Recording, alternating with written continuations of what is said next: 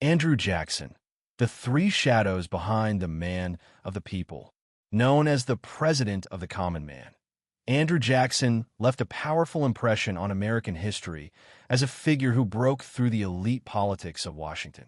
However, a closer examination of his life reveals a far more complex persona than that of a simple champion of the people. Here, we explore three surprising truths hidden in the shadows of history.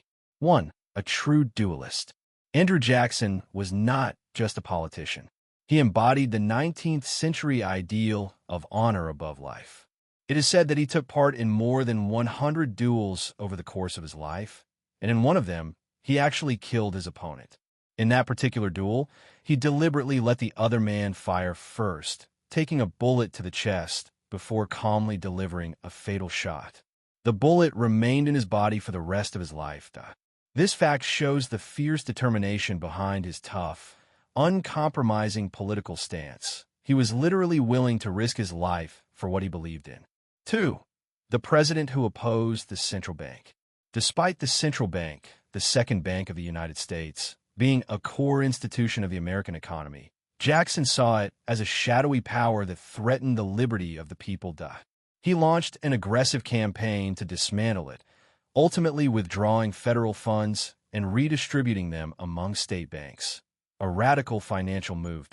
While this earned praise from some quarters, it also created fertile ground for speculative bubbles and is believed to have contributed to a later economic panic.